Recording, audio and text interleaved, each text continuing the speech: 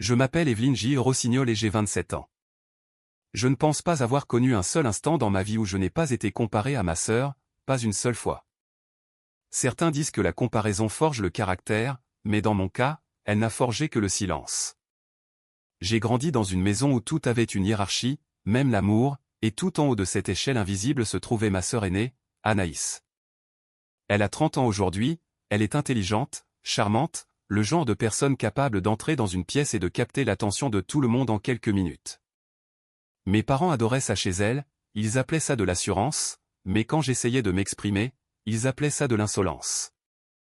La différence était subtile, mais elle a tout façonné. Ce sont mes anniversaires dont je me souviens le plus, non pas parce qu'ils étaient spéciaux, mais parce qu'ils me montraient exactement quelle était ma place. Les anniversaires d'Anaïs étaient de véritables événements, notre jardin se transformait en décor de cinéma avec des châteaux gonflables, des balades à poney et un traiteur, les voisins s'arrêtaient juste pour voir ce que mes parents avaient prévu cette année-là. Le mien se résumait à une simple soirée pizza. La même table de salle à manger, le même gâteau de supermarché, les mêmes sourires polis. Sois reconnaissante pour ce que tu as, Evelyne, me disait ma mère, comme si elle m'enseignait quelque chose d'important. Et je l'étais, c'était bien là le problème, car la gratitude est devenue l'excuse pour tout ce que je ne recevais pas. Un Noël, Anaïs a reçu la grande maison de poupées de luxe, la vraie, entièrement montée, brillant sous le sapin comme un objet magique, tandis que j'ai reçu une imitation d'occasion dont l'ascenseur ne fonctionnait même pas. Tu n'as pas besoin de toutes ces fioritures, disait mon père, mais curieusement, Anaïs en avait besoin. Ce n'était pas seulement une question d'objet, c'était tout, l'attention, le soutien, les excuses. Quand Anaïs faisait une erreur, il y avait toujours une raison, une justification, un atterrissage en douceur qui l'attendait avant même qu'elle ne touche le sol. Quand je rencontrais des difficultés, c'était une leçon de vie. J'ai appris très tôt qu'être indépendante dans ma famille ne signifiait pas être forte, cela signifiait être seule. Le plus grand changement s'est produit quand j'ai eu 18 ans, au moment d'entrer à l'université. J'avais travaillé dur pour ça, vraiment dur, en enchaînant les options lourdes, les activités extrascolaires et les nuits blanches à réviser pendant que tout le monde dormait. Je n'essayais pas d'être la meilleure, j'essayais juste d'être à la hauteur. J'ai été admise dans une université locale, ce n'était pas prestigieux, mais c'était solide. Mon plan était simple, rester à la maison, économiser de l'argent et construire quelque chose de stable. Anaïs était partie dans l'école de ses rêves dans une autre région et mes parents avaient tout payé, les frais de scolarité, la résidence étudiante, l'argent de poche. J'ai donc supposé qu'ils feraient la même chose pour moi, mais j'avais tort. Quand j'ai dit à ma mère que je comptais vivre à la maison, elle m'a regardé comme si je venais de dire quelque chose de ridicule. Si tu restes ici, tu dois contribuer, a-t-elle dit nonchalamment. Contribuer ?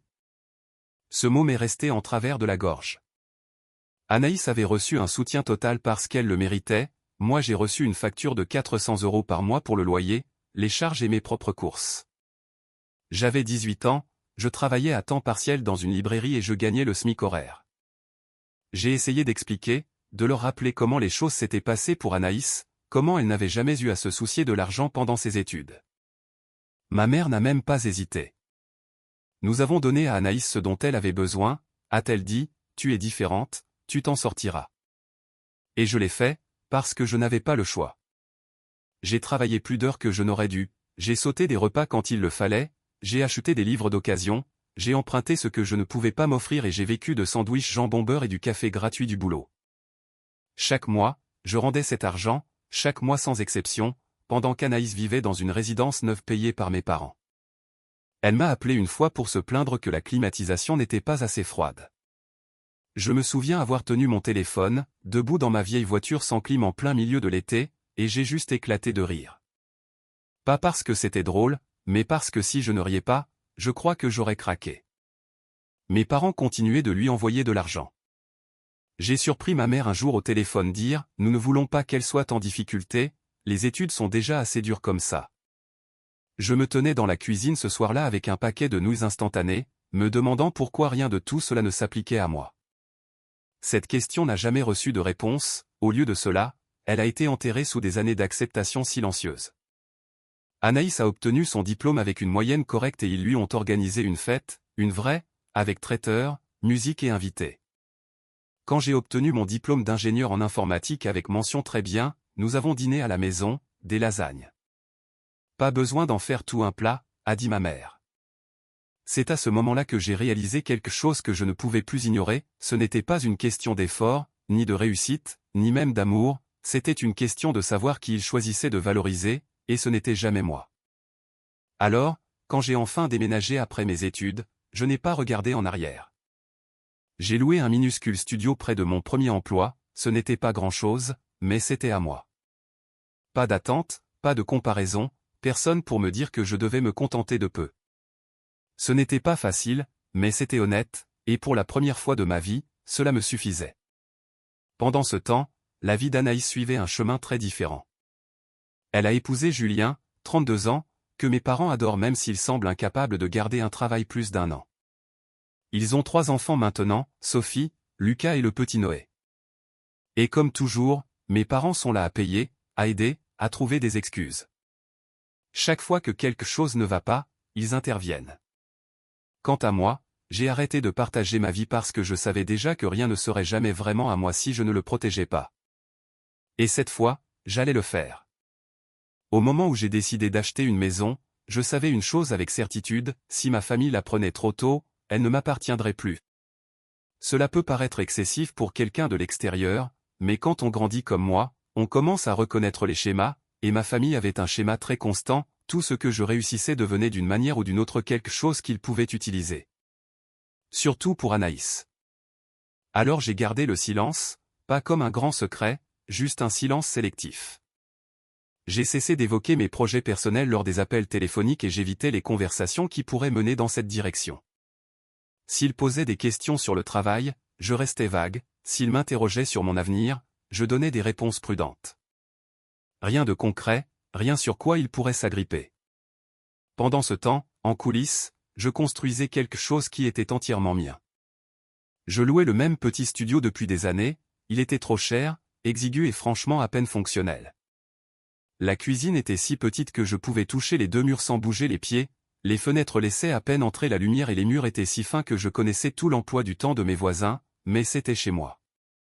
Pendant longtemps, cela a suffi, jusqu'à ce que ce ne soit plus le cas. Un soir, je suis rentré après une longue journée, j'ai posé mon sac par terre et je suis resté là, au milieu de la pièce.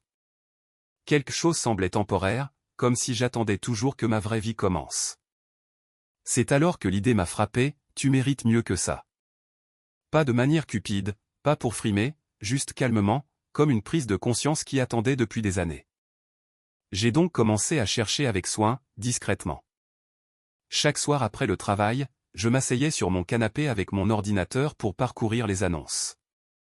Je ne disais à personne où j'allais les week-ends, j'évitais de mentionner les visites ou les quartiers. C'était étrange au début de garder quelque chose d'aussi important pour moi, mais c'était aussi rassurant. Puis il y a eu Lisa. Il y a toujours une Lisa. C'est le genre de collègue qui sait tout sur tout le monde, non pas parce qu'on lui dit, mais parce qu'elle pose juste assez de questions pour assembler les pièces du puzzle. Je n'ai pas méfié quand elle m'a demandé nonchalamment ce que je faisais ces derniers temps et j'ai fait une erreur. J'ai dit que je regardais des maisons, juste comme ça, une phrase simple et inoffensive. Je ne savais pas à l'époque que Lisa habitait à 2 rues d'une personne qui connaissait Anaïs, et dans une ville comme la nôtre, c'est tout ce qu'il faut. La nouvelle s'est propagée plus vite que je n'aurais pu l'imaginer. Quelques jours plus tard, mon téléphone s'est éclairé avec un appel de ma mère. « Evelyne » a-t-elle dit d'une voix trop enjouée, « pourquoi ne nous as-tu pas dit que tu cherchais une maison ?» Mon cœur a sombré. J'aurais dû nier, j'aurais dû couper court immédiatement, mais au lieu de cela, j'ai hésité. « Oh, je regarde juste comme ça », ai-je dit, rien de sérieux. C'était tout ce dont elle avait besoin. Eh bien, Anaïs et moi en avons discuté, a-t-elle continué comme s'il s'agissait déjà d'une décision de groupe, nous avons des idées géniales pour toi. Bien sûr que vous en avez. Je me suis appuyé contre le comptoir de la cuisine, sentant déjà la tension monter dans ma poitrine. Tu vas avoir besoin de quelque chose de grand, a-t-elle poursuivi, au moins 4 chambres, peut-être 5, pour les enfants, bien sûr. Les enfants, ai-je répété lentement. Oui, pour les enfants d'Anaïs, et de la place pour nous quand nous viendrons vous voir. Oh, et ce serait idéal si c'était près de chez Anaïs, comme ça, nous pourrons tous être proches les uns des autres. J'ai fermé les yeux une seconde. C'était là. Même pas subtil, même pas déguisé. Ma future maison était déjà devenue leur solution.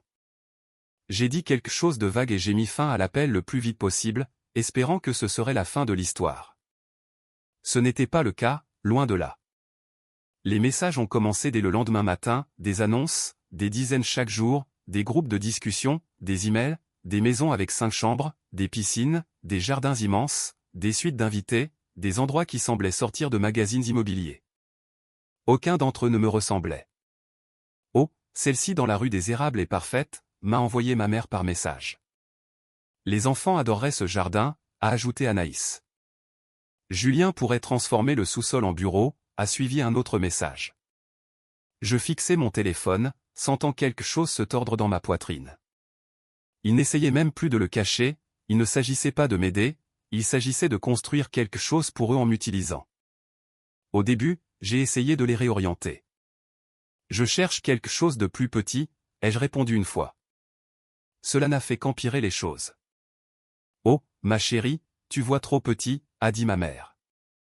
Fais-nous confiance, a ajouté Anaïs, tu auras besoin de cet espace. Besoin. Encore ce mot. Cela signifiait toujours ce dont eux avaient besoin, pas moi. Après un certain temps, j'ai complètement arrêté de répondre. J'ai mis le groupe de discussion en sourdine, ignoré les emails et laissé les messages s'accumuler sans les ouvrir. Le silence, non pas comme une fuite, mais comme une protection. Pendant ce temps, je continuais mes recherches selon mes propres critères. J'évitais les quartiers proches d'Anaïs, je planifiais les visites pendant mes heures de travail pour que personne ne me voie par accident. Je gardais tout sous contrôle et puis je les trouvais. Ce n'était pas grand, ce n'était pas Tapa accent Graveleuil, mais dès que j'ai franchi le seuil, quelque chose a changé. Un petit pavillon de 2 chambres juste à la sortie de la ville, avec la lumière du soleil qui inondait les fenêtres, un porche tranquille et un jardin juste assez grand pour un potager. C'était parfait, pas impressionnant, pas pratique pour une famille nombreuse, juste à moi. Je n'ai pas hésité, j'ai fait une offre. Les jours suivants ont été une torture, attendre, vérifier mon téléphone toutes les heures, essayer de ne pas imaginer ce que je ressentirais si je la perdais. Mais l'appel est arrivé, l'offre était acceptée. Je me souviens être resté assise en silence après avoir raccroché, laissant la nouvelle infuser. J'avais fait ça toute seule pour la première fois de ma vie, quelque chose m'appartenait entièrement et je n'allais laisser personne me le retirer. J'ai donc gardé le silence même après que tout ait été finalisé. J'ai laissé ma famille continuer à envoyer leurs suggestions et leurs plans, car je savais que dès qu'ils apprendraient la vérité, tout changerait. Et je n'avais pas tort. Quelques jours plus tard, ma mère m'a rappelé, nous dînons ensemble ce week-end, tu viens. J'ai failli dire non, presque, mais j'ai réfléchi. Peut-être qu'il était temps d'arrêter de se cacher et de fixer une limite. Alors j'ai dit oui. En raccrochant, je le sentais déjà, quelque chose arrivait, quelque chose de bruyant et de désordonné, et cette fois, je n'allais pas rester silencieuse. Je savais que le dîner se passerait mal, mais je ne réalisais pas à quel point il n'avait plus aucune honte. Je suis arrivé chez mes parents à 18h pile. Le soleil déclinait déjà, jetant cette lumière orangée sur le jardin, le genre de lumière qui rend tout plus doux qu'en réalité. Mais dès que j'ai franchi la porte, l'illusion s'est brisée. C'était le chaos, les enfants couraient dans le couloir en hurlant, Julien était sur le canapé à regarder la télé comme s'il vivait là, ma mère était dans la cuisine à faire claquer les casseroles, déjà irritée, et mon père à peine levait les yeux quand je suis entré. Cela ressemblait moins à un dîner de famille qu'à une intrusion dans une maison qui ne m'attendait que par pure formalité. Ah, enfin, a dit ma mère en me voyant, tu es à l'heure pour une fois. Pour une fois ? J'ai failli rire. J'ai pris place et j'ai essayé de passer les premières minutes sans trop parler. Mon père s'est plaint du prix de l'essence, Julien a marmonné à propos du travail, bien qu'il ait changé d'emploi tellement de fois que j'avais perdu le fil. Anaïs a fait ce qu'elle fait toujours, elle a soupiré dramatiquement, a poussé la nourriture dans son assiette et a commencé à raconter à quel point la vie était devenue impossible.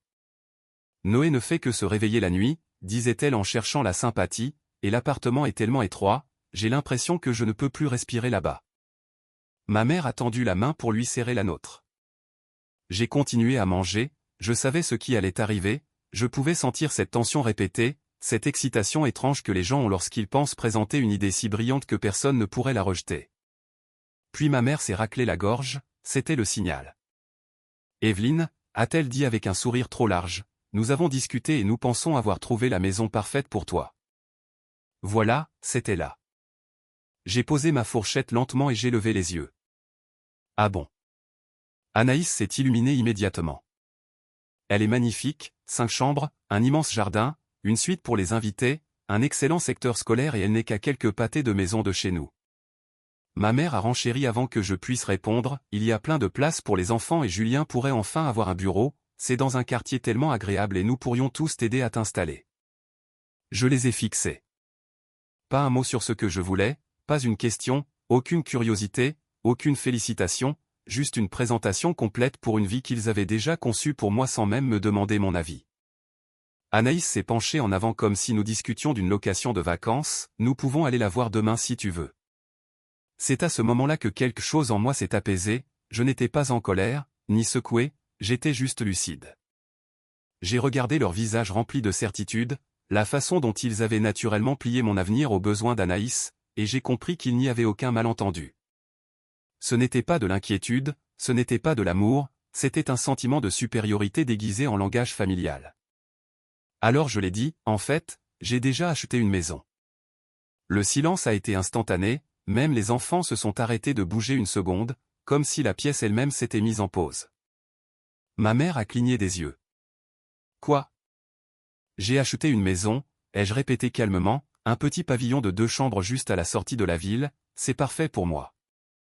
Pendant une seconde ridicule, j'ai cru qu'ils allaient me surprendre, que quelqu'un sourirait ou dirait qu'il était fier de moi. Au lieu de cela, le visage d'Anaïs s'est déformé en premier. Un pavillon? A-t-elle dit comme si j'avais annoncé avoir acheté un abri de jardin. Comment sommes-nous censés tenir dans un pavillon? Je l'ai regardé droit dans les yeux, vous n'êtes pas censé y tenir. L'ambiance a changé radicalement après ça, on pouvait sentir la politesse s'évaporer. Pardon? A-t-elle lâché. C'est ma maison, ai-je dit, je l'ai achetée pour moi. Ma mère s'est redressée, la voix soudainement tranchante, Evelyne, comment as-tu pu prendre une décision pareille sans nous consulter? Nous avons mis tellement d'efforts pour t'aider. Non, ai-je dit, et j'ai été surprise par la stabilité de ma voix, vous avez mis des efforts pour trouver quelque chose pour Anaïs et sa famille, pas pour moi. Les yeux d'Anaïs se sont remplis de larmes si vite que cela aurait pu être convaincant si je ne l'avais pas connu toute ma vie. Tu ne comprends pas à quel point c'est dur pour nous, les enfants sont entassés, le berceau de Noé est dans notre chambre, Julien n'a nulle part où travailler. Ce n'est pas ma responsabilité. Elle m'a regardé comme si je l'avais giflé. Mon père a fini par frapper du poing sur la table, tu es égoïste. J'ai senti mon cœur s'emballer mais je n'ai pas bougé. Non, ai-je dit doucement, je me choisis enfin. Cela l'a rendu encore plus furieux. La famille s'entraide, qu'est-ce qui ne va pas chez toi? Encore ce mot, la famille, le mot qu'ils utilisaient toujours quand ils voulaient accéder à quelque chose, mon temps, mon argent, mon obéissance, mon espace, mais jamais quand j'avais besoin de justice ou de soutien. Je me suis levé, Anaïs pleurait maintenant, ma mère hurlait qu'elle m'avait mieux élevé que ça et Julien restait assis à mâcher comme si rien de tout cela ne le concernait, ce qui le rendait encore plus pathétique. J'ai attrapé mon sac et me suis dirigé vers la porte. Ma mère m'a suivi, la voix brisée, tu ne peux pas simplement tourner le dos à ta famille. Je me suis retourné et pendant une seconde, je me suis autorisé à les regarder tous clairement, ma sœur avec sa panique déguisée en outrage, ma mère avec sa culpabilité transformée en contrôle, mon père furieux que j'ai brisé une règle tacite que tout le monde s'attendait à ce que je suive. Et j'ai dit, regarde-moi bien. Puis je suis sorti. J'ai conduit jusqu'à chez moi en tremblant de rage, de chagrin et de soulagement, car au fond, je savais que ce dîner ne les avait pas seulement démasqués, eux, ils m'avaient aussi révélé à moi-même. La partie de moi qui espérait encore qu'ils changent venait de mourir, et c'était le vrai commencement. Je pensais que partir de ce dîner serait le plus dur, j'avais tort. Il n'a pas fallu longtemps pour que les choses tournent au vinaigre. Au début, c'était subtil, des messages passifs-agressifs sur les réseaux sociaux, ma mère partageant des citations vagues sur les sacrifices familiaux et les enfants ingrats. Anaïs publiant des photos de ses enfants serrés dans leur lit superposés avec des légendes du genre « tout ce qu'ils veulent, c'est un peu d'espace pour grandir ». Les gens commençaient à commenter avec sympathie ou jugement et bien sûr personne n'avait l'histoire complète. En quelques jours, ce n'était plus seulement en ligne, cela m'a suivi au travail, des chuchotements, des regards en biais, des conversations qui s'arrêtaient quand j'entrais dans la pièce. Je savais exactement d'où cela venait, Lisa fuyait mon regard et cela me disait tout ce que j'avais besoin de savoir.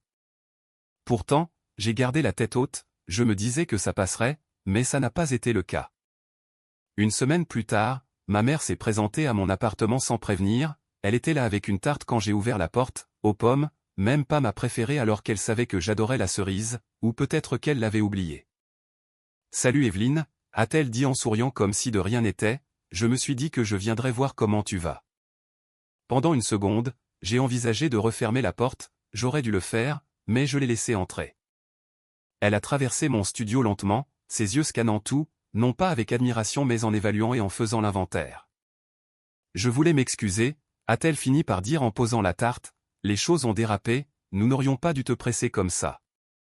Les mots semblaient justes mais le ton ne l'était pas, il y avait quelque chose de trop lisse, de trop répété.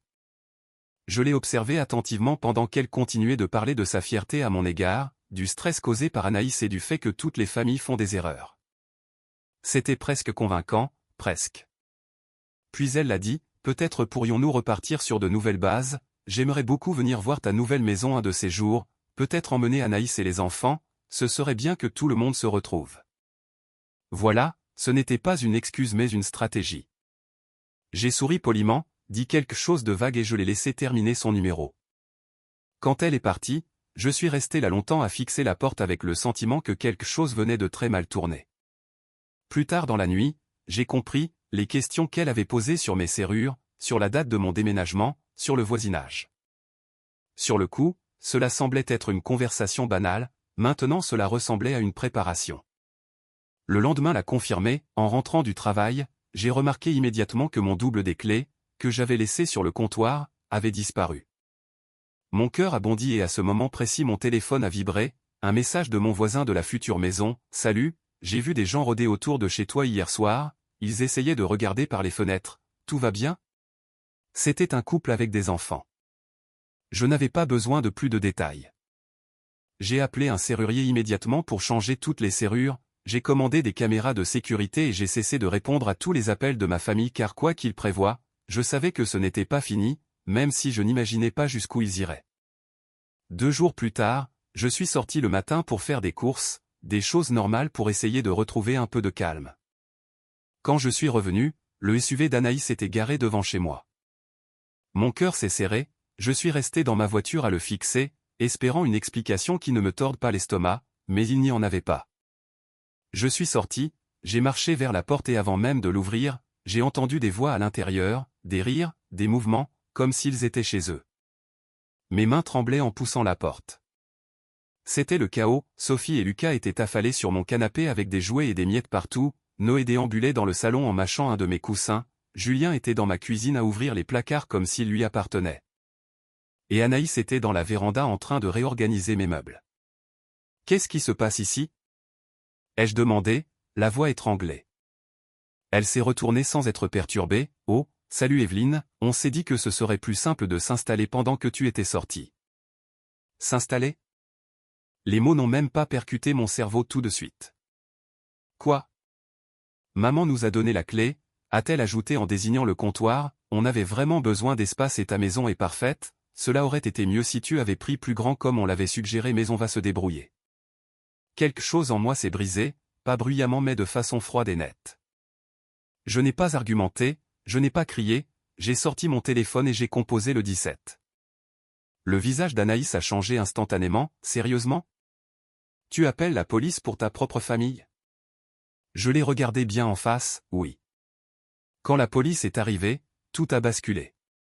Anaïs a essayé de justifier l'injustifiable en disant que c'était un malentendu, que nous étions de la même famille, que ce n'était pas une effraction. Les agents n'ont pas été de cet avis et leur ont ordonné de partir immédiatement. Julien a marmonné dans sa barbe en ramassant ses affaires, Anaïs a pleuré, soudainement confuse, jouant à nouveau la victime. Les enfants ont été emmenés à la hâte et en un clin d'œil, ils étaient partis. Un des policiers s'est tourné vers moi pour savoir si je voulais porter plainte. J'ai hésité un moment puis j'ai secoué la tête, pas encore. Mais quelque chose dans ma voix a dû lui faire comprendre la situation car il a simplement hoché la tête en me disant de les appeler s'il revenait. Il ne reviendrait pas de cette façon, car cette fois j'en avais fini. Après le départ de la police, la maison semblait différente, pas violée ni brisée, juste vide de toute illusion. Je suis resté au milieu de mon salon à regarder le désordre qu'ils avaient laissé, des miettes sur le canapé, des placards ouverts, des meubles déplacés. Des petits signes d'insouciance montrant qu'ils étaient entrés comme s'ils possédaient les lieux, comme si je n'existais pas. Mais cette fois je ne me sentais pas petite, je me sentais déterminée. Le lendemain matin j'ai appelé un avocat et dès l'après-midi tout était en marche, des mises en demeure envoyées à mes parents, à Anaïs et à Julien. Chaque message, chaque mémo vocal, chaque incident a été documenté. J'ai installé un système de sécurité complet avec caméra, détecteur de mouvement et alarme, non pas par peur mais par souci de clarté, car ce n'était plus un simple drame familial, c'était du harcèlement et j'arrêtais de prétendre le contraire. Bien sûr ils n'ont pas arrêté, ils ont même intensifié leurs attaques. Les appels téléphoniques ont commencé d'abord par des parents à qui je n'avais pas parlé depuis des années et qui se souvenaient soudain de mon existence. Ma tante a laissé un message vocal cinglant, « Comment peux-tu faire ça à ta sœur, la famille doit rester soudée. » Toujours cette phrase, la famille, qui sonnait comme une exigence et jamais comme une promesse. Puis sont venues les attaques sur les réseaux sociaux où ma mère a publié des photos de ma maison, je ne sais toujours pas comment elle les a eues, avec des légendes remplies de déception et de trahison. Les commentaires affluaient de gens qui n'avaient aucune idée de la réalité, « Elle t'a mieux élevé que ça, certaines personnes oublient d'où elles viennent, tu devrais avoir honte. » Pendant un instant cela m'a touché, non pas parce que je les croyais mais parce que je réalisais à quel point la vérité peut être déformée quand on reste silencieuse trop longtemps, et j'avais été silencieuse pendant des années. Anaïs est allée encore plus loin, un après-midi en plein milieu du travail, ma réceptionniste m'a appelé pour me dire que quelqu'un me demandait, c'était ma sœur. Mon estomac s'est noué, je suis allé dans le hall et je l'ai vue avec ses 3 enfants qui pleuraient fort devant tout le monde. Les collègues faisaient semblant de ne pas regarder, la réceptionniste était figée et Anaïs faisait son numéro, elle nous laisse sans rien, disait-elle d'une voix tremblante, nous avions juste besoin d'un peu d'aide. Je l'ai prise à part en lui ordonnant de partir, mais elle a crié encore plus fort, tu as tellement et tu ne veux pas partager, quel genre de personne fait ça? Les enfants ont commencé à courir partout dans le bureau, c'était le chaos et l'embarras total, exactement ce qu'elle voulait. La sécurité a dû les escorter dehors. Je suis resté là sentant chaque regard peser sur moi, chaque murmure se formait avant même que je ne retourne à mon bureau. C'est là que j'ai su qu'il n'y avait plus de réparation possible, plus d'entente, plus de compromis. Il n'y avait qu'une seule voie possible et elle ne les incluait pas. L'ultime tentative a eu lieu le lendemain sous forme d'une médiation forcée. Mes parents avaient organisé une réunion chez eux en disant aux proches que je faisais une dépression et en essayant même d'impliquer un conseiller local pour me rappeler mes responsabilités. Mes responsabilités. Je n'y suis pas allé. Au lieu de cela, j'ai signé les papiers pour une ordonnance restrictive officielle et définitive. Quand le tribunal l'a approuvée, quelque chose en moi a encore changé, ce n'était pas de la joie mais quelque chose de plus calme, la liberté.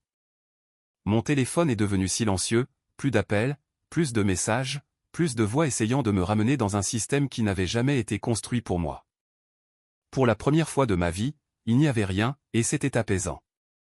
Des semaines ont passé, puis des mois, j'ai commencé à remarquer des choses que je ne voyais pas avant, la façon dont la lumière frappait ma cuisine le matin, le calme de mon porche le soir, le fait de pouvoir être chez moi sans avoir à me justifier. J'ai planté un jardin, quelque chose de petit et de vivant, j'ai adopté une chatte qui dort devant la fenêtre comme si elle était la reine des lieux, et d'une certaine manière elle l'est. Je me suis fait de vrais amis, des gens qui n'attendent rien de moi à part de l'honnêteté. Un week-end j'ai organisé une petite pendaison de crémaillère avec du vin, du fromage et des rires, sans tension ni attente, juste de la normalité. Et j'ai compris que c'était ça que l'on devait ressentir, pas de pression, pas de culpabilité, pas d'obligation, juste de la paix. Je sais que certains diront que je suis allé trop loin, que couper les ponts avec sa famille est extrême, mais ce qu'ils ne comprennent pas c'est que je n'ai pas perdu ma famille, j'ai survécu à ma famille. Pendant 27 ans j'ai été le plan de secours, celle qui résout les problèmes, celle dont on attendait qu'elle donne, s'ajuste et se sacrifie. Et maintenant je ne suis plus rien de tout cela. Maintenant je suis juste moi, et la maison qui a tout déclenché est toujours à moi. Chaque mur, chaque pièce, chaque recoin est exactement comme je le souhaite. Pas de négociation, pas de compromis, pas de voix pour me dire ce que je devrais en faire. C'est simplement chez moi.